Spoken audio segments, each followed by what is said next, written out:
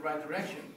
And we are, to paraphrase someone, I don't recall who said it, but we're living in very interesting times.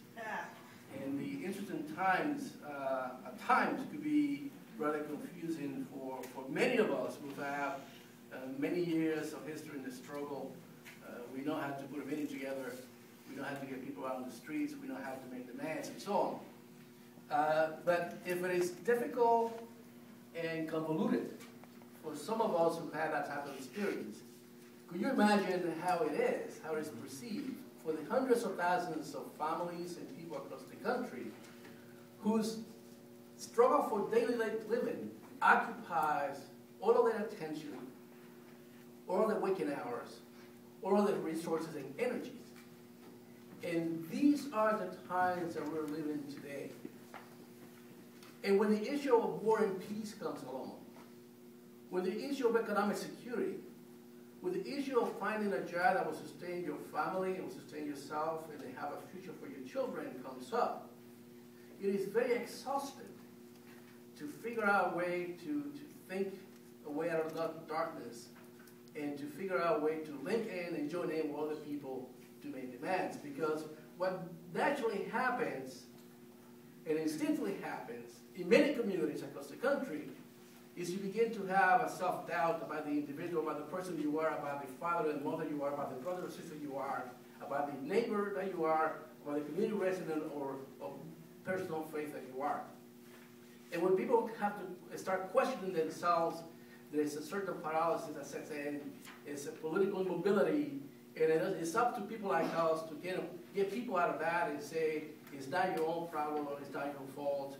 It's what's happening in the system, it's what's happening in the world economy, it's what they're doing it to us, and we have an ability and a responsibility to do it to fight back, and this is the way that we do it. And to come to those conclusions, you need people to be organized, because people do not realize those things by themselves. People don't wake up one morning and say, this is the way it is. I tell people the story about how Philadelphia senior citizens back in the mid-70s changed one simple thing about being a senior, being a person of age in Philadelphia.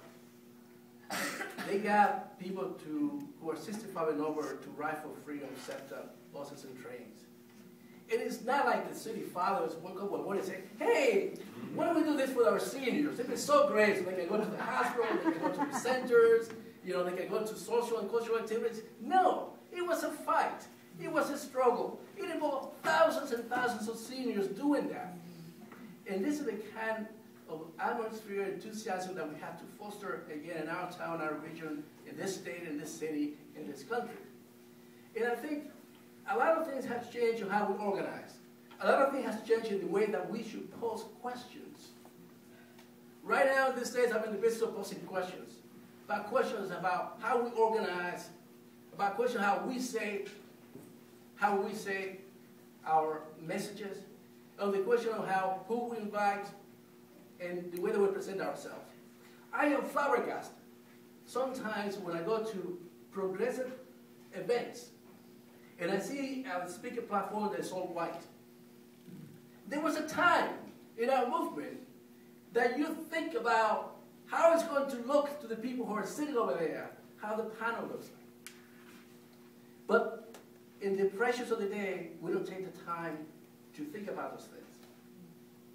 And for many of us, the new forms of organizing are going right over our heads in terms of what young people listen to, are attracted to, understand, how to understand messages and process messages today. And those are forms that we need to relearn for ourselves and how to make the best use of it. I was mentioning in the youth workshop after we broke up that let's look at places and movements that are predominantly led by young people and are composed mainly by young people. And if you look at the immigration reform movement in the United States today, it's all youth. It's all young families. That's what they are. They're there. If you look at the force of social network that can get 300 people in one place at one time, it's the use of social media that they find appealing, they find enjoying. It's something that they dominate. It is a question that people engaged in political activity also now today wants to be able to dominate and understand the form of getting people there. So those questions I think we had to answer and ask ourselves. And I just like to say that I think that there's also some timidity in our part on how we make demands. The ask that we have, the ask that we make.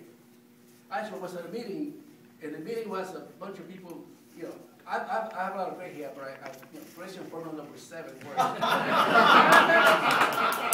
And he points to me. and somebody say, but what's going to be the ask? And one of my people was saying, what's an ask?